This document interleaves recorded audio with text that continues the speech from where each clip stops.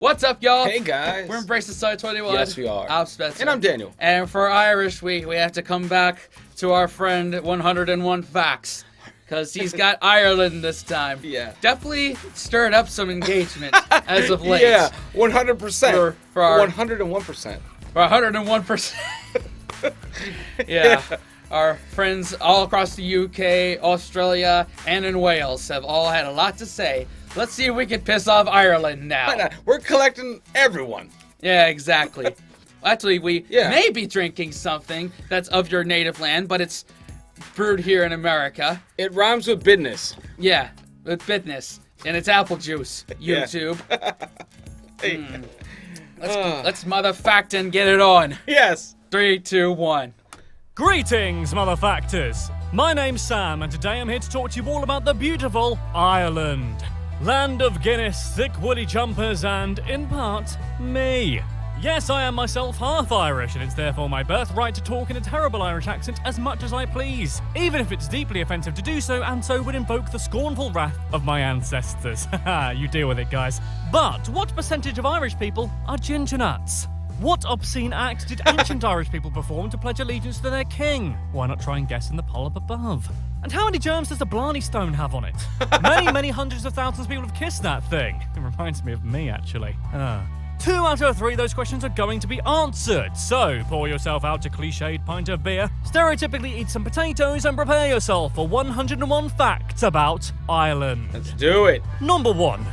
Ireland, also known in the Irish language as Éire, is an island located in the North Atlantic Ocean. It's separated from the larger island of Great Britain to the east by the North Channel, the Irish Sea, and St George's Channel.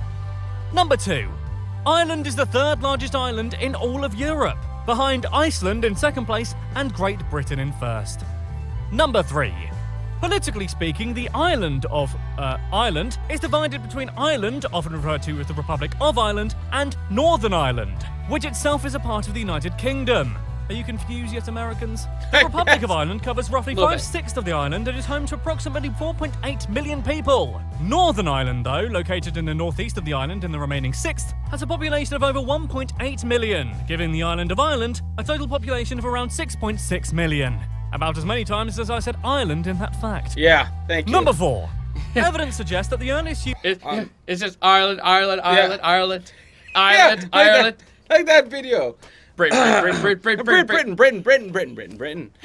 I love this. I'm like, what is going on? Ireland. Ireland. It's Ireland. Island. Ireland Islands. Yes. Ireland Island? Ireland Island. There's a tire Irish joke in there somewhere, but I don't know where it is. Good God. Oh my goodness. Yeah, I'm glad he picked up on it. So many times as I said Ireland. Yeah. Saying it a lot. Yep. So what is this video about? Ireland. Ireland. The island. Yes. All right. Evidence suggests that the earliest human presence in Ireland dates back to around 12,500 BC, which is later than other parts of Europe, owing to the fact that it's an island on the western edge of the continent and it takes time to get to places. God, stop being so impatient, guys. Number 5. Gaelic Ireland emerged by the 1st century, as Celtic cultures arrived in Ireland and Britain from Central Europe. A few hundred years later, in the 5th century, the island was Christianized by Christians, no less. Number 6. Wow. Go Before figure. the British waltzed in and declared that all islands based are belong to us, Ireland was never unified under a single monarch. There were instead hundreds of minor kings constantly waging war with each other on a nearly permanent basis. Number 7. Isn't that just like the Irish? To fight with each other. Yeah. It's a stereotype. I've talked about it before. Living in the state of Maryland, there's a lot of, Irish, Expats? yeah, expats and those with just a little bit of Irish ancestry that love to go to bands that play Irish music and drink a bunch of Guinness and pretend that they're Irish. Yeah. Like, there's no pretending. Like, come on. Yeah. I've talked about it before. But that's crazy, though. 100 of kingdoms, basically, before the British Yeah. came in. Right. No wonder they fight like hell. Yeah. Every time I do a 101 Facts video, there's usually one fact that is so utterly ridiculous I initially refuse to believe it, until further research forces me to accept it as genuine. In this edition of 101 Facts, that fact is this. According to some experts, in ancient Ireland, people displayed submission to a king by sucking on his nipples. Well done if you got that right in the poll, by the way. So, male nipples do have a purpose. Number 8. What the? What? Dude. You guys are different out there. Yeah, y'all just a different breed, Ireland. Just different. Wow. I would move if that was what I had to do. No matter what the cost. Yeah. Wow. As a result of this custom, one could hobble a potential royal rival by slicing their nipples off. Holy shit. If a man's were chopped off, then how could they possibly hope to exert dominance over their subjects without a nice juicy set of nipples to suck on? I mean, obviously. Number 9. Murderers in medieval Ireland were often forced into the custody of the deceased's family, where they were kept as slaves. Yep, it's not as nice as you first thought. Alternatively, if the family weren't in the mood to have their delicates ironed by the guy who murdered their loved one, they were also perfectly within their legal rights to kill the murderer themselves. Fair's fair, after all. Number 10. That's wild. But I think that's fair. If you kill somebody, their family owns your ass and can do whatever they want. Yeah, I mean the option of killing him whenever they wanted to is, yeah, all right. Yeah. That's always on the table. Yeah, never a 0% chance. Never a 0% chance. Yeah. Following the Norman invasion of Ireland all the way back in the 12th century, everyone's favourite coloniser, England, came a-knocking and claimed sovereignty over the island of Ireland. England slowly took control over more and more of Ireland until the 16th and 17th centuries, when it was entirely taken over during the Tudor conquest. Number 11. Throughout the 1600s, a system of anti-Catholic regulations known as the penal laws were established to disadvantage the Catholic majority and Protestant dissenters in a variety of cruel and unjust ways. At various points in time, for various periods, Catholics were barred from voting, holding public office, serving in the Irish Army, and from entering legal or teaching professions. Intermarriage with Protestants was banned, and any children of mixed marriage were always brought up in the Protestant faith. Catholics weren't even allowed to own horses worth over £5. Number 12. One of You could buy a horse for £5? Someone needs to tell Kevin Bridges that. He needs to get his money back. Yeah, in Bulgaria. Number 12. One of the most tragic periods of Irish history occurred in the 1840s and 50s, in what is known as the Irish Potato Famine or the Great Hunger. Almost all of Ireland's potato supply was struck by a blight that left them inedible. As a direct result of this, Ireland experienced a population decline of approximately 2 million, as most Wow. people either starved to death or emigrated, mostly to the US, in hope of a better life. Number 13. The potato famine was so extreme that the population of Ireland still hasn't recovered. Before the 1840s, Ireland had a population of around 8 million people, which is well over 1 million more than today. Whoa. Number 14. Dude, that's crazy. I mean, if you can't eat, you gotta go somewhere. Yeah. Come on. Yeah. Wow, that's interesting. Yeah. That's crazy. Oh wow, that blows my mind. Ugh. They still haven't recovered from that. Ah. That's wild. Something that happened in the 1850s. Wow. I mean, in a very, very minor way, like our country hasn't really gotten over the Civil War, that loss. I mean, across the board. Oh yeah. Now I'm talking just population. Oh yeah. Population wise. Yeah. 100%. So that's crazy that they still haven't bounced back. Yeah. I mean, look, Ireland, we're doing the best we can to help you regain your economy here. Yes. One harp drink at a time. Yeah, one apple juice from business. From business. Pour a business out for us. All right. With the Act of Union in 1801, Ireland officially became a part of the United Kingdom, but the majority of Irish people were never really huge fans of being subjugated and systematically oppressed. After several decades of being in the United Kingdom, the Catholic Irish rose up and fought a war of independence against the British between 1919 and 1921, leading to the eventual partition of the island, which created the Irish Free State. Northern Ireland, however, remained a part of the UK, which everyone was happy with and caused no disagreements or anger whatsoever. I feel that last part is going to get some happening. Get ready. Oh, man. Hell hath no fury like a mislabeled person of either one of those islands. But it drives engagement on videos. What? Engagement? What's that? I don't know. Something. Yep. Number 15. Ha, just kidding. Between the 60s and the 90s, anger at the political status of Northern Ireland erupted into violent civil unrest that teetered on outright war at times. During this period, which was rather underwhelmingly known as the Troubles, over 3,500 people were killed, until the bloodshed was halted in 1998 with the enactment of the Good Friday Agreement. Number 16. When asked if the Republic of Ireland and Northern Ireland should be reunified into one big super island, 67% of Irish people in the Republic of Ireland responded that they would be in favour. However, that figure drops a paltry 32% when the proposition is expanded to include a rise in taxes. Oh, yeah. Number 17. The Troubles even managed to spill over into the realm of science fiction. One episode of Star Trek The Next Generation, which aired in 1990 with the title The High Ground, I have the high ground, Anakin, was initially banned in Ireland and the UK due to a line of dialogue which suggested that Ireland was unified in 2024 after a successful terrorist campaign. Well, I guess we'll see how that turns out. Number 8. Ooh. One more year. I mean, that's a year away, and at the time of this recording, I don't see that happening. Nope. No. Nope. Oasis first, and then let's talk about. Yeah, let's get Oasis back together first. Yeah. We can manage Oasis, then we can manage someone else. Yeah, and we can talk about that in this video because the Gallaghers were Irish immigrants to Manchester, so we could say it. We could say it in this video. But yeah, I think that that northern part of Ireland has a little had something happen a few years back that is causing a little more troubles right now. Yep. Yeah. 18. The flag of the Republic of Ireland is a rather attractive combo of green, white and orange, known as the Irish tricolour. The green represents the Gaelic tradition of Ireland and the country's Catholic majority, whereas the orange stripe represents the Protestants who followed William of Orange. The white column in the centre stands for peace between both Catholic and Protestants. Yeah, nice try. Number 19. Yeah, good luck with that one. The colour most often associated with Ireland is obviously green, but in actual fact, the official national colour of Ireland is blue. That's why the Constitution of Ireland is printed with a blue cover rather than a green one. You're always wondering why it was blue, hey? But now you know, it's not to do with Smurfs at all. Number 20.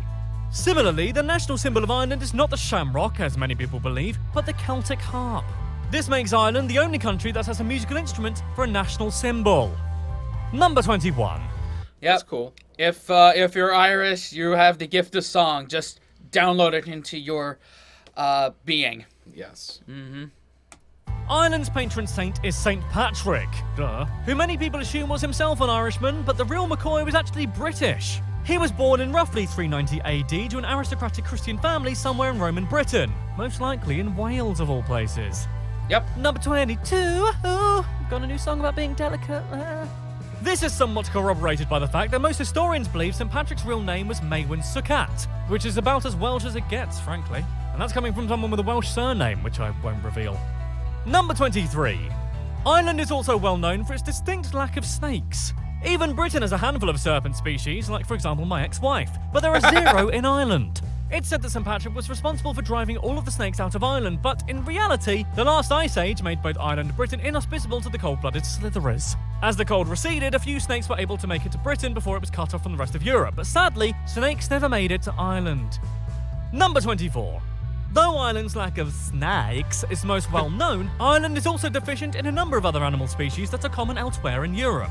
For instance, Ireland does not have moles, weasels, polecats, or roe deer. Number 25. Oh, got it. Ferrets. No ferrets. They call them polecats? Polecats. Okay. Interesting. Number 25. Every single polar bear alive is a descendant of one female brown bear who lived approximately 50,000 years ago in, you guessed it, Ireland. Number 26. Ireland is known as the Emerald Isle, owing to its lush vegetation and rolling green hills. However, in 2013, only 11% of the island was actually covered in forest, compared to the European average of 35%. Number 27. The ancestral language of the Irish is called, shockingly, Irish, although it's known as Irish Gaelic, stop giggling, or sometimes simply as Gaelic. Around 1.6 million people in Ireland claim to have some competence in speaking Irish, but only 380,000 truly fluent speakers remain. Wow. Number 28. Wow. So it makes me wonder, if there is a language preservation, organization in Ireland to preserve Gaelic, like there is the Welsh language in Wales. Because that needs to happen. Yeah. 300, listen, it may sound like a lot, but it's not. Yeah, not for a language. It's not sustainable for a couple of generations. Nope. Though the Irish have their own ancestral language, they've also made interesting additions to the English language too. The term boycott, for example, is derived from Charles Boycott, the land agent of an absentee landlord from Ulster. In 1880, Boycott refused to reduce rents for his employer's tenants, which prompted the entire community to collectively say, "What a dick," then completely ostracize him. The isolation was so extreme that shops even refused to serve him, and eventually Boycott's name took on its present definition. Number 29.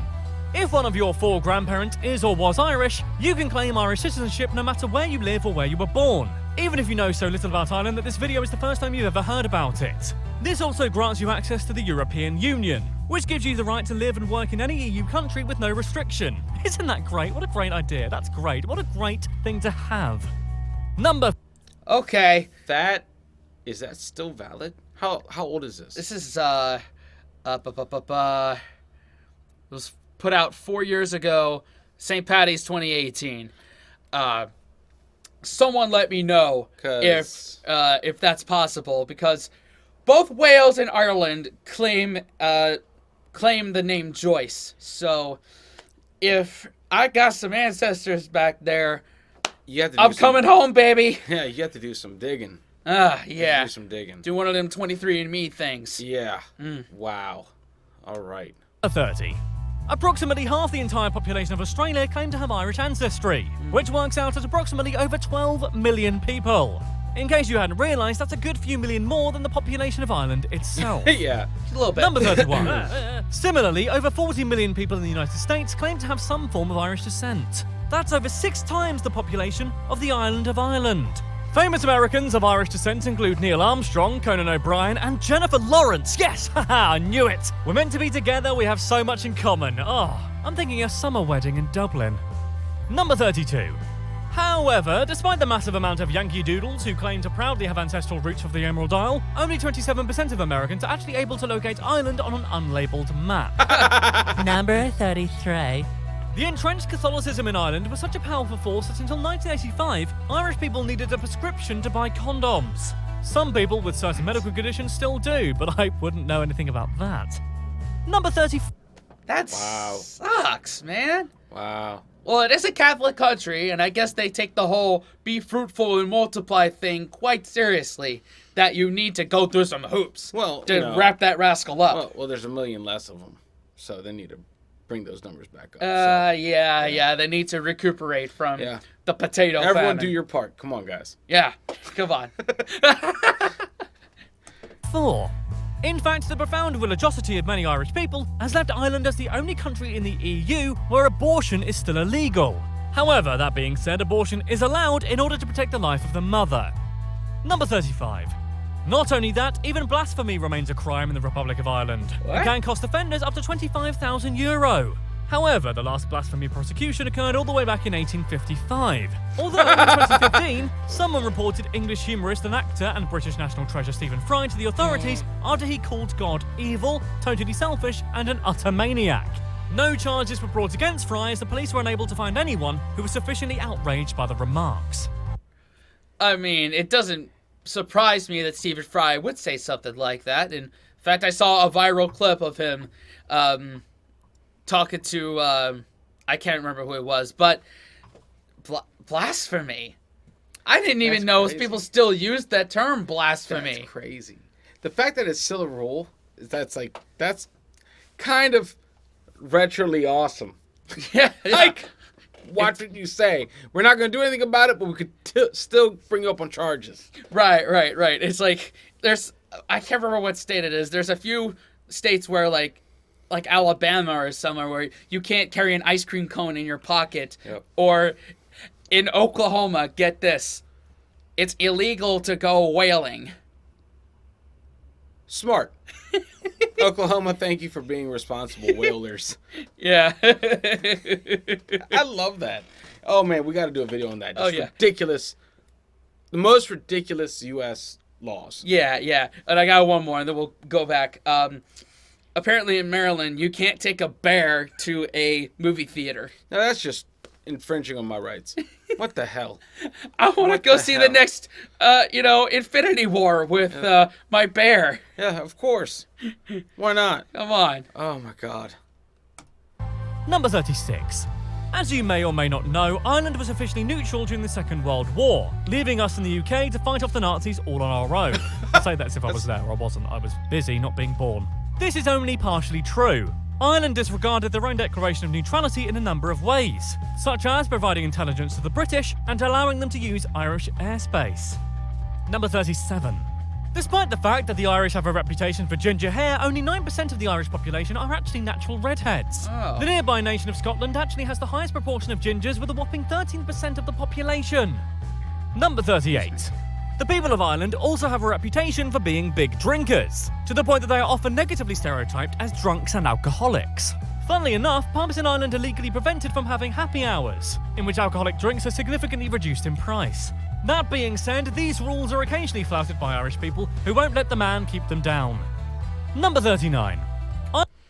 Imagine being thrown in jail because you want to give your bar a happy hour to have reduced prices of drinks. No, that's a great way to go. Yeah. What happened to this guy? Well, he went to jail. Why? Because he didn't want to reduce his price of alcohol. Well, Yeah.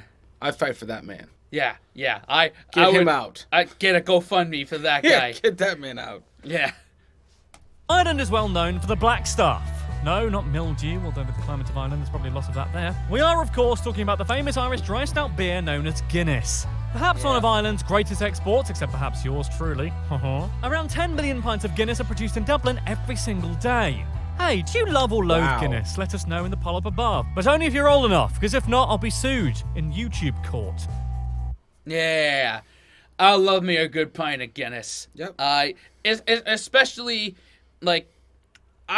from going into a bunch of Irish pubs, I am now spoiled with Guinness. Like, if it's not poured properly, if the barkeep doesn't know what the hell they're doing, I won't get it.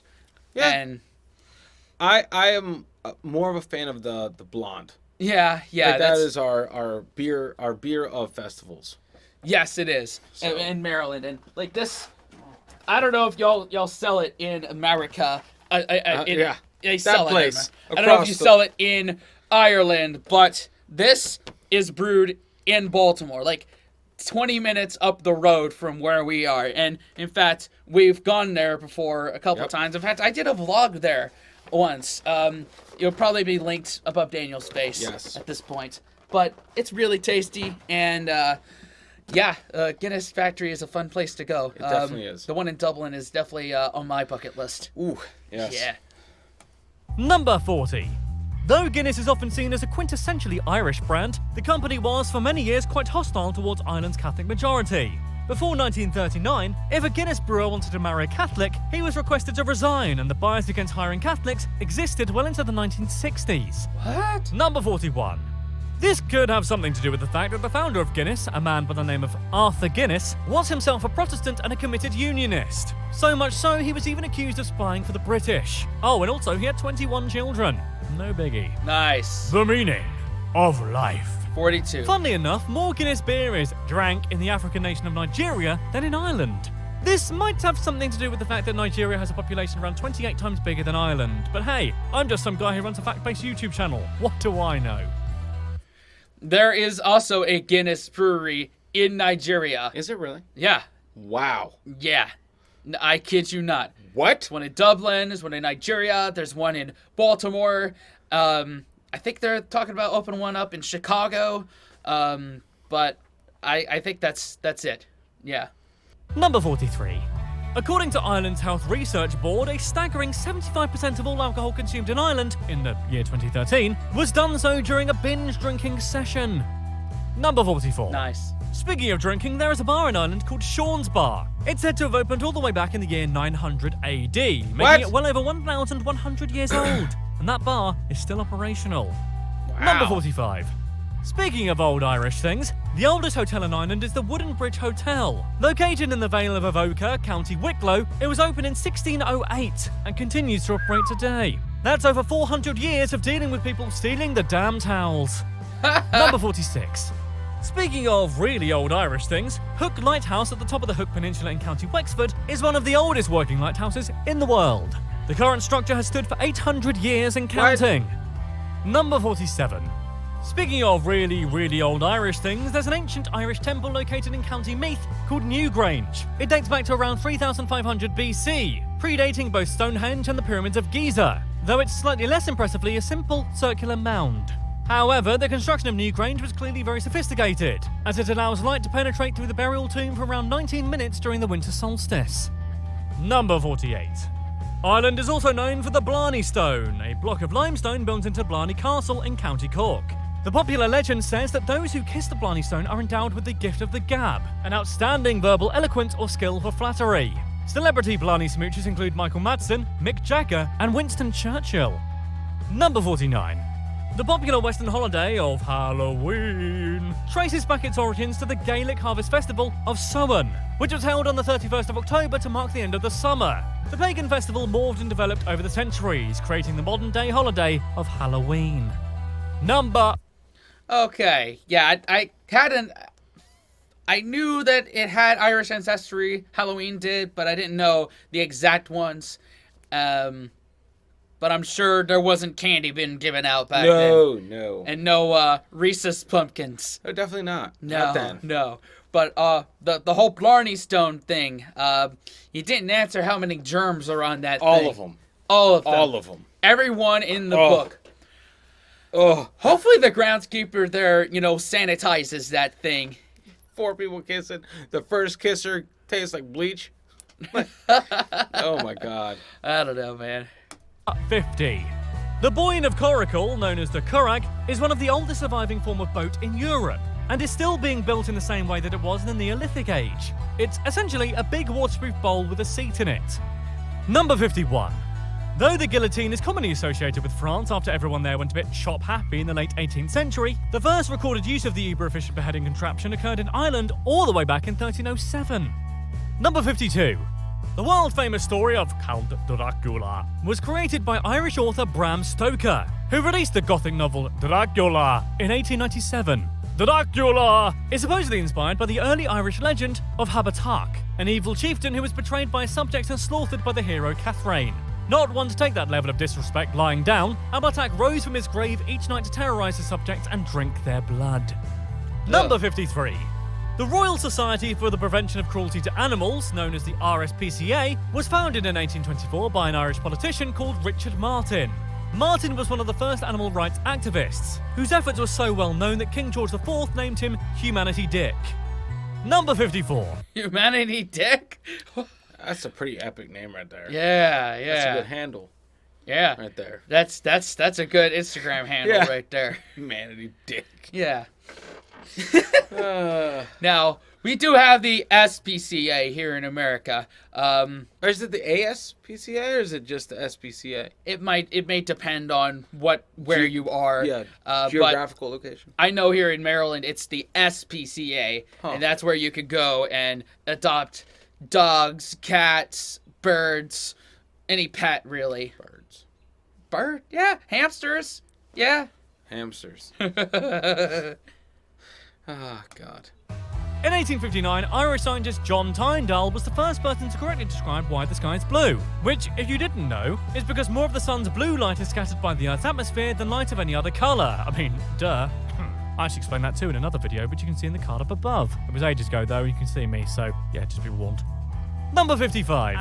Although recipes for various beverages involving chocolates have existed long before the substance was well known to Europeans, modern forms of chocolate milk were first popularised by the Irish botanist named Hans Sloane. In the 1700s, chocolate milk was sold as a medical elixir, presumably to cure the terrible condition known as not currently drinking chocolate milk. Number 56. I mean, that's a legitimate Condition. disease. Yep. Not drinking chalky milk. Yep. But 100%. the fact that's an Irish thing. Now, putting a little Bailey's or some sort of Guinness stout with your chocolate milk. That's a pro level move. That's pro level and 100% Irish. Yep. Good to know. In fact, Ireland has influenced the world in a variety of unusual ways that you may not have even considered, you self-absorbed cretin. For instance, the snazzy golden statuette given to people who'd done acting good at the Oscars was first designed by a Dublin-born Irish-American named Cedric Gibbons. Number 57. Not only that, an Irishman by the name of James Hoban designed the US White House where the president currently lives, even though he clearly doesn't want to. Number 58. The tune of the Star-Spangled Banner was composed by the great Irish harper and national composer of Ireland, Turlough O'Carolan, who died around 35 years before the American Revolution. O'Carolan was blinded by smallpox at the age of 18, but that didn't stop him from becoming the Katy Perry of his day. Number 59. Have you heard that? It's like copy and paste, dude. Yeah. Sorry, say again? Our anthem Yeah. is like a copy and paste Okay. of another song. Yeah. It was Francis Scott Key, Marylander, that put the words together to the melody. In Maryland. In Maryland. America. The African-American civil rights activist Martin Luther King Jr. is known to have had Irish ancestry through his paternal great-grandfather. Number 60. The, sadly, former President Barack Obama also has Irish roots. His maternal great-great-great-grandfather, a fellow by the name of Falmouth Kearney, came from Moneygall in County Offaly and moved to the US in 1850. Number 61. Ireland's first ever Olympic medal was won in 1924 by Jack Butler Yeats. Hilariously, the event in which he competed was not even slightly athletic, as Yeats won the silver medal for painting, with his 1923 piece entitled What? The Liffey What? Swim. What? Number 62. However, Ireland's success at the Olympics isn't solely confined to arts and crafts. Boxing is by far Ireland's most successful sport, with over half their medals coming from good old-fashioned pugilism. Number 63. Oh yeah, Conor McGregor. Yep. F the Merriweathers. That I remember when that fight went off, and I saw stuff online of like people in Ireland doing regular things, and part of the greeting was F the Merriweathers. Mayweather, sorry. Not I was like, Merriweather. Mayweather. It's like that concert. Mayweather. Mayweather. Merriweathers. F them. And the Mayweathers. Love it. I've had too much apple juice. Oh, man. But you know what? Ireland doesn't even need the Olympics. It has its own Olympics with blackjack and hookers. Well, not quite, but in the Bronze Age, Ireland was home to the Tailteann Games, or the Éannacht Tailteann, which were athletic contests held in honour of deceased goddess Tillitiyu. The Games were revived for a few years from 1924, but as Europe moved closer towards the Second World War, the Games were discontinued in 1932. Nintendo 64. The nation of Ireland is also considerably successful musically, having won the Eurovision Song Contest a total of 7 times, more than any other country in the history of the competition. And yet their entry in 2008 was a turkey called Dustin. Drop the ball there, Ireland. Number 65. Yeah, and their entry in the 2023 contest is no better. I mean, no. Yeah, I'm gonna go there. No. Ireland, come on, what are you doing? Like, You have a whoa. reputation to uphold, and yet you got one of your most slept-on bands, Wild Youth, to go have a song from some Swedish songwriter instead of going with one of their own. How dare you? My lovely horse. Yeah, not My Lovely Horse. A lovely horse. At least they didn't go with My Lovely Horse. Yeah. Oh, my God. Sorry, I had to get it out of my chest. You have to, man. Yeah. You have to. In 2002, Ireland was the first country in the world with the Stones to put an environmental tax on plastic shopping bags. Since then, dozens of other countries have followed suit, paving the way for the eco-friendly utopia that is absolutely never going to happen. Number 66. Not only that, in 2004, Ireland became the first country to introduce a public smoking ban, which, again, several other nations have since copied. Number 67. Oh man, that's good to know. Like, if you're in a pub, you go outside, was it you can't smoke cigarettes out there, or I thought you could. They banned smoking inside, right? I said a public smoking ban. Oh, interesting. Yeah, Okay. it didn't say. I'm assuming it includes indoors, but doesn't include outdoors, or if there's like designated smoking areas. Huh. Interesting. Yeah, good to know, honestly. Yeah. Ireland was the very first country to legalise same-sex marriage via a popular vote. Not only that, the vote wasn't even slightly close, with a whopping 62% of Irish voters saying yes, or tor. In fact, of all 26 counties in the Republic of Ireland, only Roscommon didn't vote in favour. Shame. Shame. Number. I remember that because that was right before the Supreme Court made gay marriage legal here in America. It was a couple months after Ireland did it. Huh. So that's how I remember that. 68. Across the entirety of Europe, the Irish report the lowest annual number of UFO sightings. Either the people of Ireland have got better things to do than to claim every sufficiently large bird as UFO, or no, that's probably it. Number 69. Nice. Called the Irish Rover. The capital of the Republic of Ireland is a cheery little town called Dublin.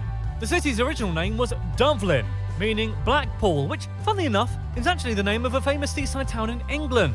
The modern Irish name for Dublin is Bla-Clia, which means the town of the hurdle ford.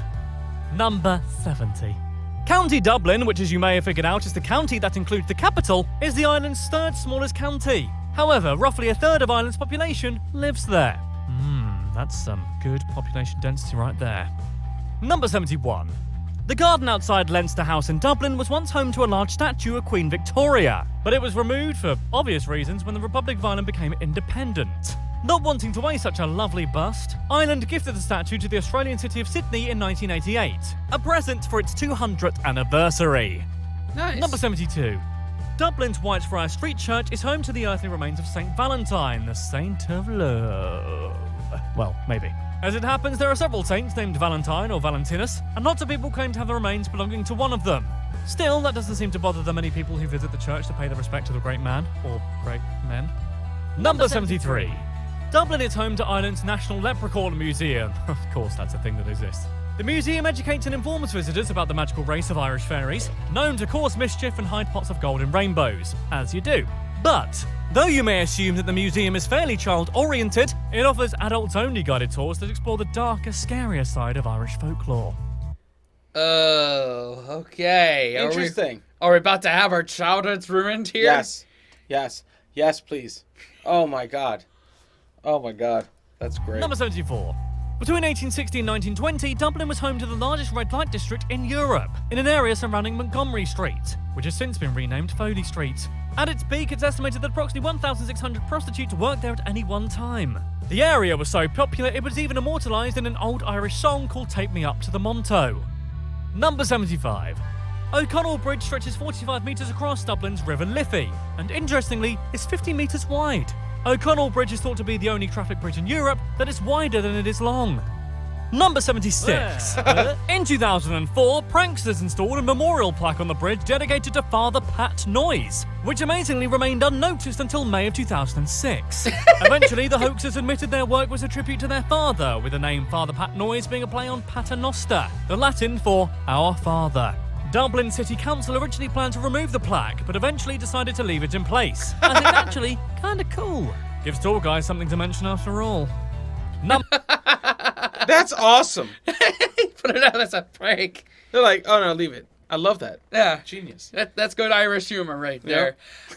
It would have been even funnier if they had Benjamin Dover there. Gotta love the Dovers, man. Yes. Gotta love the Dovers. Number 77. Ever the troublemakers, the denizens of Dublin have also lovingly bestowed various statues and sculptures around the city with adorable nicknames. A large bronze statue of a naked woman, located in a water fountain, was dubbed the Floozy in the Jacuzzi. And another statue at the bottom of Grafton Street of a busty fishmonger was named the Tart with the Cart. Poor. In an apparent appeal to gender equality, the spire of Dublin, a 119-metre steel spire, has been named the Stiffy at the Liffey, and the erection of the intersection. Good one, guys. So Ireland got some dick jokes there. Yep. And some titty jokes, too. The floozy and the jacuzzi. That's art. They're like, nah, we're just gonna label it real quick. I love that. Oh, my God. 78. One of the oldest place names in Ireland is that of Tallaght. The name Tallaght is thought to derive from Tam Liacht, which simply means plague pit. How lovely. Number 79. The tiny island of Lamb Bay off the coast of Dublin is home to a rather surprising population of animals. Wallabies. Yes. The roughly 100 wallabies We found the wallabies. Yes, I knew they were hopping around somewhere. Like, I knew that there was a European rogue contingent of wallabies. Yeah, come on. Yeah. It was here somewhere. They ain't just in Australia. They came from somewhere. Like, that's where Irish prisoners went, was Australia. Yeah, and they traded prisoner for wallaby exchange. They're like, okay. Like, apparently, so I dove down this rabbit hole, personally, because of YouTube. You know, because algorithms. Because algorithms, I ended up there. I think the next video after that was like gold digging or something like that. Who knows? But yeah, so this lady apparently loved wallabies, had her estate full of these things, and passed away, and they just multiplied.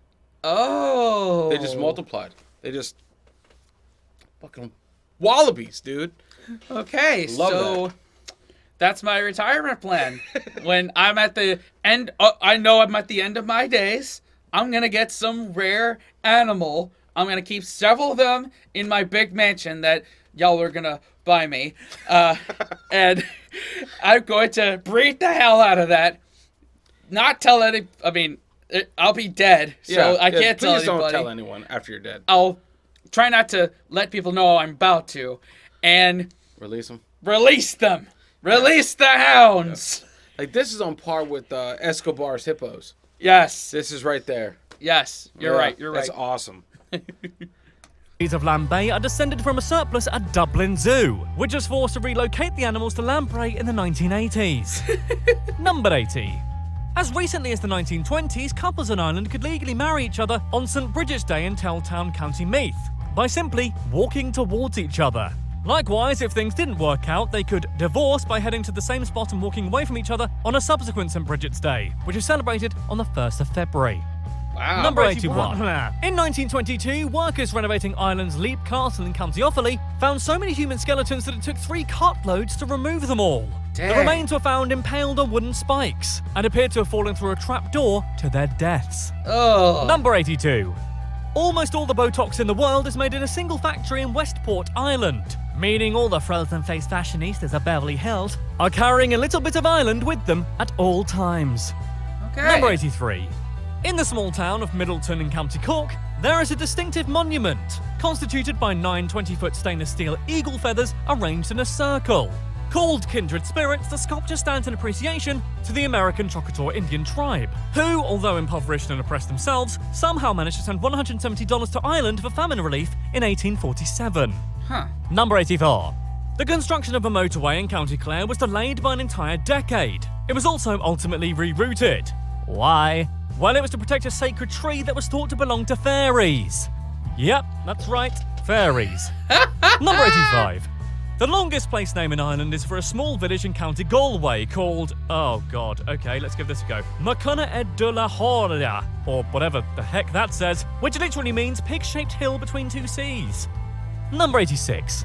But Ireland isn't just known for its sort of long place names. Like all countries, it also has a few place names that are just flat out weird. Examples of bizarre Irish place names include, but are not limited to, Ovens, Muff, and Nobber. There's also a place in County Cork called Kill Britain, which may sound like a violent, troubles-related threat, but actually just means Britain's church. Number 87. Kill Britain. Wow. Like, there's a town in North Carolina called Lizard Lick. And there was a show on True TV called Lizard Lick Towing. Yep. Yeah. And Hey. That's where it was based out of. Good old Lizard Lick Towing. Like I saw one right outside of Fort... Where was it? Benning? Is it Fort Benning or... Yeah, Fort Benning, called Camel Towing. That's funny. What about Intercourse, Pennsylvania? What can be said about that place? Yeah. Or My Anus, Connecticut. Jackass fans, anybody? There's a village in County Limerick simply called Hospital. Sadly, though, that's it does confusing. not have a hospital, which is almost criminal. It would have been called Hospital. What a missed opportunity. Oh Number God. 88. Similarly, the Irish have a litany of often fairly insulting nicknames for each other. Those from Limerick are known as buttermilks. Tipperary people are called stone throwers, and people from Roscommon are known as sheep stealers. Those from Wexford are known as yellow bellies. Kilkenny folk are wet the guns, and perhaps most bizarrely, an old nickname for Wicklow people is goat suckers. Number 89. Northern Ireland is famous for the Giant's Causeway, an area of around 40,000 mostly hexagonal basalt columns located on the northern coast of County Antrim. Legend has it that feature was created by giants, hence the name, but legends are often wrong.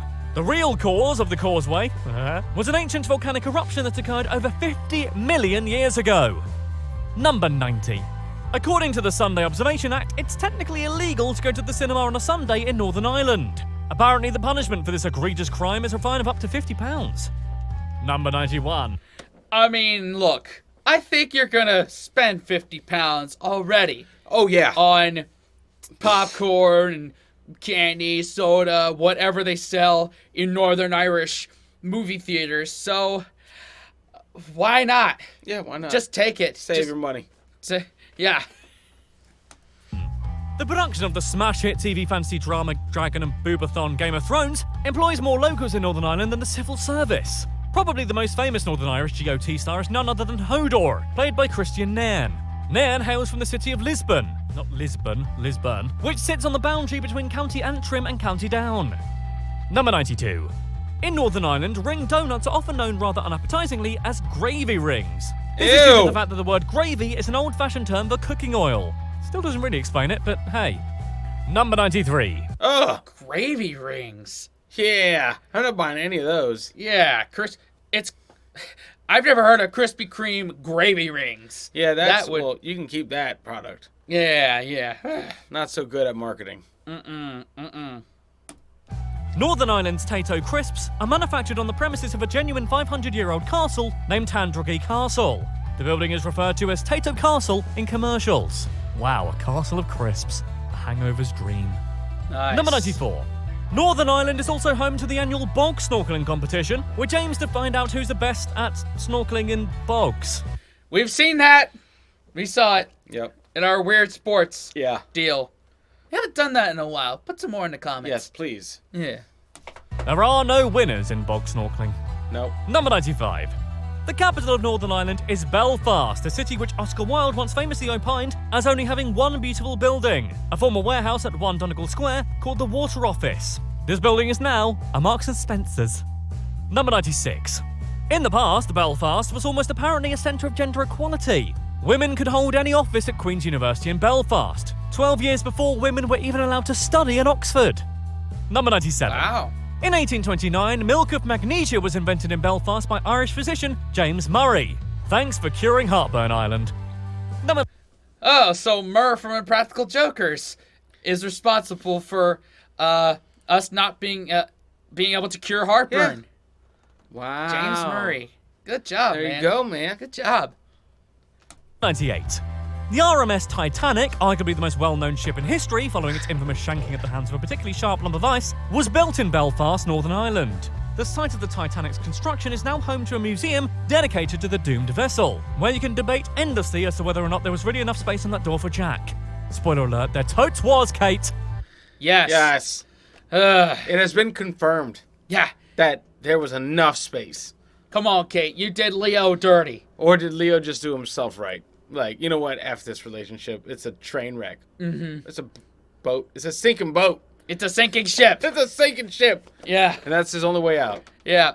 Wow. Number 99. Belfast is home to Samson and Goliath, two of the largest freestanding cranes in the world, which have since become symbols for the city. Each crane lifts loads of up to 840 tons to a height of 70 metres. I wouldn't walk underneath them if I were you. That sounds like tempting fate to me. It's number 100. Belfast has its own version of the Leaning Tower of Pisa in the form of the Albert Clock. The large clock tower leans by about 4 feet and is also sinking, so yeah, enjoy that while you can, guys. Wow. Well, I'll be damned. It's number 101. Oh God, I'm so proud. The official legal name of the city of Derry in Northern Ireland is Londonderry, and no, it's not the Derry in It, by the way. The city was renamed from the original Derry in honour of British traders, which, as you can imagine, does not impress the city's Catholic population. Subsequently, many of the signs around the city which read Londonderry are often vandalised, with the first 6 letters commonly crossed out or covered up. That was 101 facts about the Emerald Isle, the All right. All right, man. This was a fun one to check out. This was good. Yeah. A lot of good stuff here.